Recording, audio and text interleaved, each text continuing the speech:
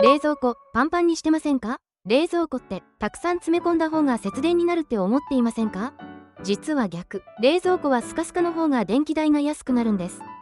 冷蔵庫の冷気はファンで循環しています。物が多いと風の通り道が塞がれてしまい、冷やす効率が悪化。庫内の温度が安定せず、余計な電力を消費してしまうのです。特に夏場は冷却に時間がかかることで、中身の傷みやすさにもつながるので注意が必要です。一方、冷凍庫はパンパンに入れた方が効率的。この違い、覚えておくといいかもしれません。